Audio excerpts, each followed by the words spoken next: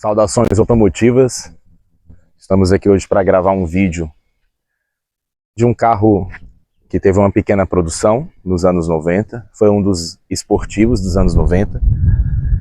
Na minha opinião, um dos que tiveram o design mais feliz dos anos 90, já que ele foi lançado em 93, uma época onde os carros ainda eram basicamente de desenhos quadrados, assim como Santana, como Gol quadrado. E aqui a gente tinha esse design aqui, ó, bem arredondado, já bem à frente do tempo dele na época, nos anos 90. De linhas arredondadas, na minha opinião, um carro que envelheceu bem. Foi o primeiro esportivo, primeiro GTI com 4 portas no Brasil.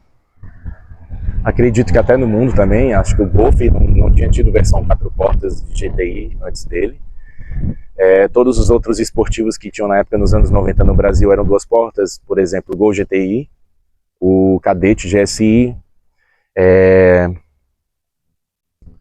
o XR3, né? Depois veio o Vectra, em 93, já com 4 portas também, mas o Pointer foi lançado um pouquinho antes. Aí você vê essa frente aqui, ó, que lembra muito a frente do Passat, a frente do Volkswagen Scirocco. Consegue ver? E teto solar. Só o XR3 e ele que tinha um teto solar. Os primeiros Vectra em 93 eles não vinham com teto solar ainda. Esse aqui já vinha. Tinha freio a disco nas 4 rodas, assim como o XR3 e o Vectra. O Gol GTI não tinha. São detalhes que vão, né, trazendo as modificações dos anos na época, onde os carros já vinham tendo uma evolução. Uma coisa assim bacana que eu vejo no interior dele aqui é o capricho que as marcas tinham na época. Olha a qualidade dos estofados, né? A porta ali não tem plástico como hoje, você pode ver aqui, ó. Você não encontra plástico, isso daqui é um material de couro. Aqui é um emborrachado. Na porta inteira não tem plástico. Você vai encontrar plástico nos painéis. Os carros dos anos 90 eram muito mais bem acabados do que os carros de hoje em dia, né? Então aqui você vê a qualidade. Era couro de verdade, não é esse couro sintético que se encontra hoje. Essa unidade aqui em específico, ela tá com os bancos da frente refeitos, porém os traseiros ainda são o couro original de fábrica.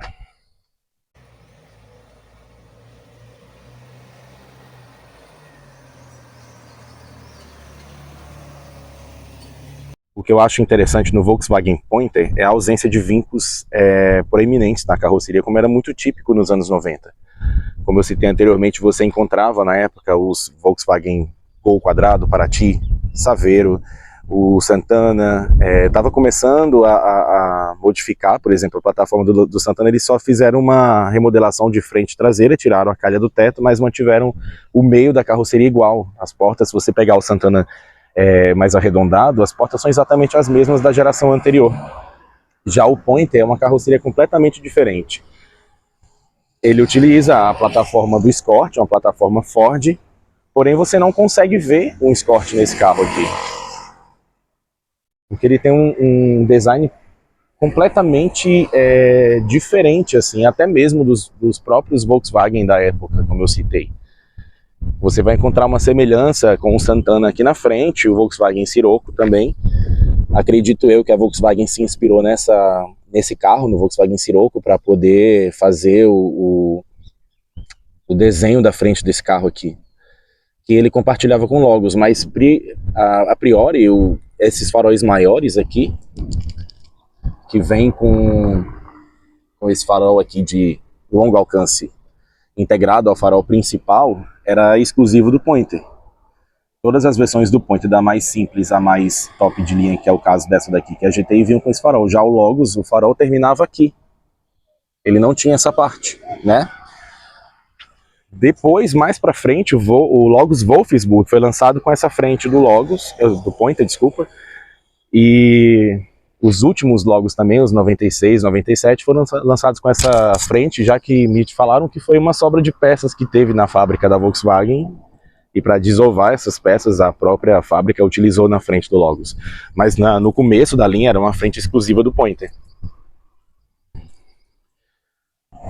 Foi o primeiro, como eu falei, o primeiro esportivo 4 portas da época. Em seguida veio o Vectra também, no mesmo ano, meses de diferença somente, já que os demais eram todos 2 portas. Dos acessórios que eram novidades na época, nas linhas de fabricantes brasileiras, eram o teto solar, e isso era muito exclusivo na época. Pouquíssimos carros nacionais tinham esse equipamento na época. Basicamente o Santana, o Versailles, o Escort XR3 e o Pointer GTI tinham, porque o Vectra mesmo na versão CD e na versão GSI, eles não possuíam teto solar de início, eles vieram possuir teto solar já no ano seguinte, 94. O Pointer GTI ele já saiu com teto solar desde a primeira linha, desde o primeiro ano, né, tanto na versão GL como na versão GTI, porém era um item opcional, isso aqui não vinha de fábrica, tá? Isso daqui não era de série, na verdade, era um opcional, você tinha que pagar a parte para ter até mesmo na versão GTI. Como eu costumo dizer, nos carros dos anos 90, você encontrava uma qualidade de acabamento muito superior ao que a gente encontra nos carros atuais. Você pode ver aqui que isso daqui não é plástico, isso daqui é um emborrachado, e aqui é couro. Plástico você encontra aqui embaixo, no porta-treco. No painel, logicamente, você encontra tudo de plástico aqui. Mas existiam outros carros na época, como o Santana, o Monza, por exemplo, tinha um material emborrachado no painel. Porém, uma coisa interessantíssima que a gente encontra nesse carro, que é raro até nos carros atuais, é isso daqui, ó. Regulagem de profundidade, ó. Consegue ver? Ó só. E de altura. Tem carro hoje em dia de categoria de médio para cima, carros com mais de 100 mil reais no valor de venda, que não possui um acessório desse. E nos anos 90 o Pointer GTI possuía. Outro item interessantíssimo que essa unidade aqui tem é esse CD player com equalizador. Isso daqui era opcional também, não vinha de série não, mesmo na versão GTI. Você tinha que pagar um valor a mais para vir esse equipamento. Ar-condicionado também não era uma coisa muito comum nos carros dos anos 80 e 90, esse daqui já vinha, direção hidráulica também. Se você parar para pensar, o Pointer GTI era um carro extremamente completo para a época. Já o Gol GTI, ele não possuía ar-condicionado nos primeiros anos de fabricação. Olha a qualidade dos bancos desse carro, ele vinha com bancos Recaro, originais de fábrica. Esses daqui, nessa unidade, o couro foi refeito recentemente, já estavam bem desgastados, porém o banco traseiro, ele é completamente original de fábrica ainda. Isso aqui é couro de verdade, tá, gente? Inclusive esse aqui que foi feito na frente também foi utilizado couro de verdade, não é aquele couro sintético, não.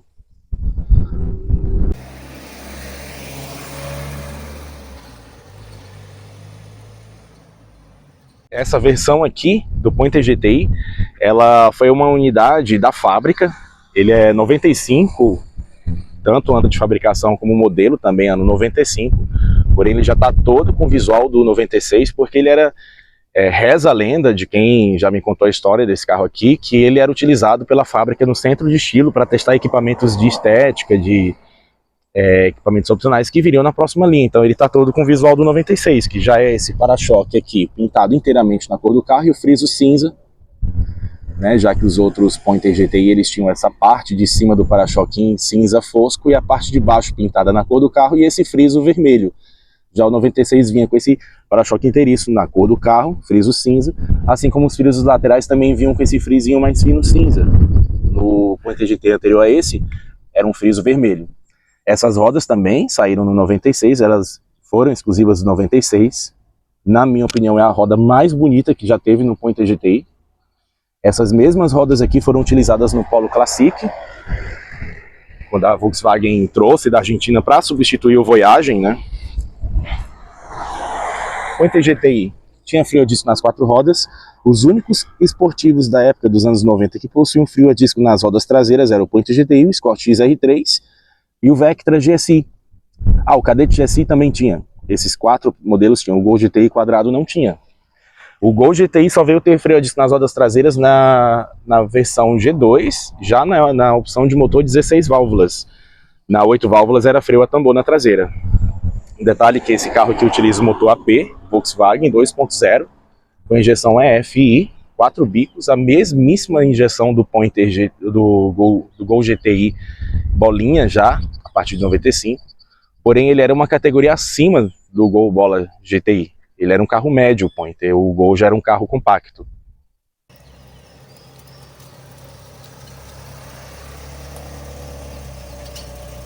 Na minha humilde opinião, esse aqui é o ângulo mais bonito que tem do Pointer.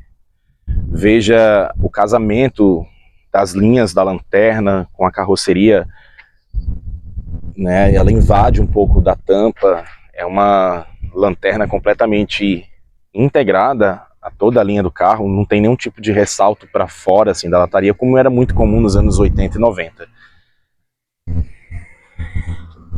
Pointer GTI, o padrão dos emblemas era esse aqui, meio um cromado meio fosco, né? Com o 2000 do lado de cá.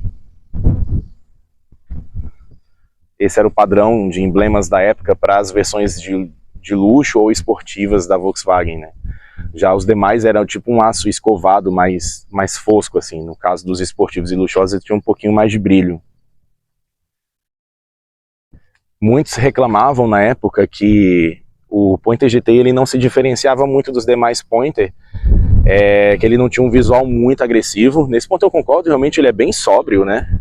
Se você não se atentar para os emblemas GTI ali na lateral, quer dizer, na traseira e na lateral, realmente, ali no paralama, e esses frisos mais largos aqui, que só tinham na versão GTI, você não vai perceber que é um Pointer GTI. Diferente do Gol GTI quadrado, por exemplo, que ele tinha aquela parte de baixo da carroceria com aqueles frisos largos pintado de cinza, né? Diferenciava bastante. Já o Pointer GTI não, ele é mais sóbrio. E ele ficou pouquíssimo tempo no mercado, 2 anos de fabricação, 94 e 96. Em seguida a Volkswagen já descontinuou, porque acabou a Autolatina, e colocou no lugar o Volkswagen Golf, né? Mas, na minha opinião, esse é um dos carros mais bonitos que a gente teve nos anos 90. De um design muito feliz, muito bem resolvido, envelheceu muito bem. Ele ficou um carro datado, porém um carro datado que tem uma beleza, que tem um charme, assim, quase que contemporâneo.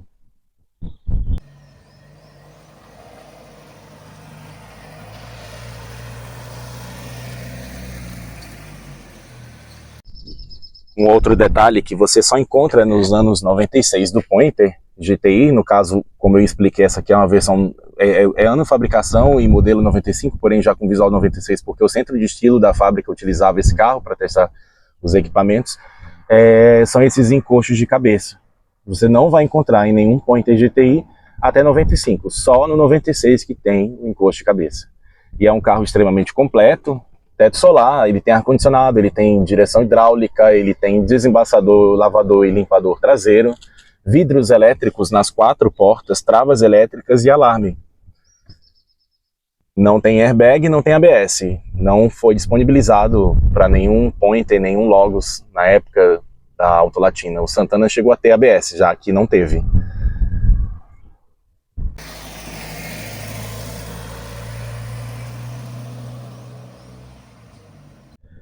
A mecânica utilizada nesse carro aqui é um motor AP 2.0, injetado com injeção EFI de 4 bicos. Isso aqui é uma injeção originária da Ford, quando Volkswagen e Ford eram juntas e formavam a Autolatina.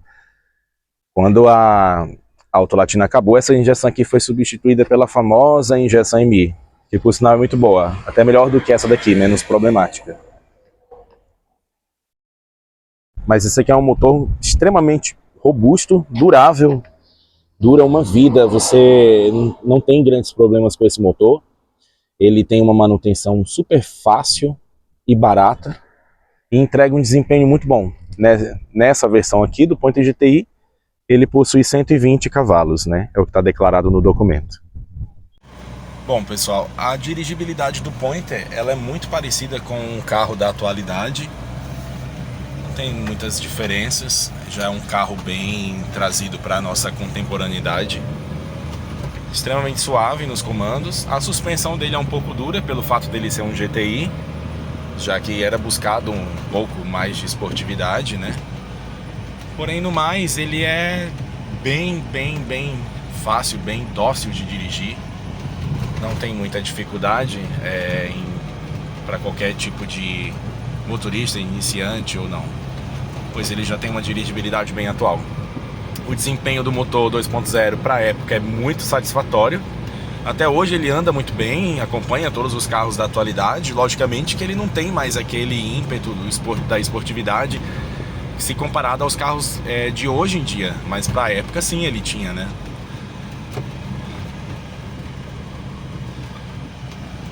Você percebe que ele tem um câmbio bem curto. O fato é que a 100 km por hora você chega a bater 3.000 giros. Porém, tirando isso, dá pra você usar no dia a dia normalmente. Ele não é um carro beberrão. Consome normalmente, como os outros carros da época dele, que era um consumo relativamente bom até pra hoje. Porém, você já escuta ruídos na carroceria também pela idade do carro, né? Os plásticos já afrouxaram um pouco, digamos assim. Mas é um carro bastante agradável de se dirigir, né? E a gente tem essa coisa maravilhosa aqui em cima, que é um teto solar, que aqui no Ceará só dá pra usar nesses horários assim de 4 horas da tarde em diante, porque senão você cozinha no sol daqui, né?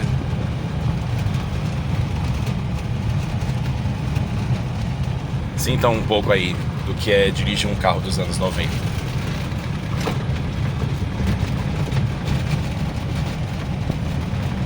O câmbio dele é tão curto que eu consigo fazer todo esse trajeto aqui de quinta marcha sem precisar reduzir marcha.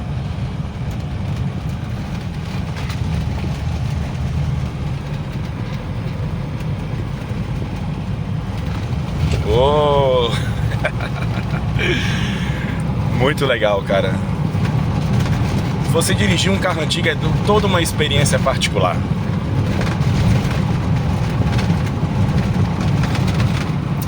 Bom, pessoal, é isso daí. Espero que tenham curtido o vídeo. Tô lançando o canal agora. Sigam aí, curtam, compartilhem, comentem, dê essa moral pra mim aí que tô começando um canal novo. A gente vai ter conteúdos não só mostrando um carro, mas falando das curiosidades do automobilismo brasileiro, da nossa história automobilística, dos fabricantes, dos carros que já tiveram no nosso país e importados também. Vou trazer curiosidades e de vez em quando eu trago um vídeo assim, fazendo um review de algum carro antigo. Beleza? Muito obrigado, fiquem com Deus aí e até o próximo vídeo.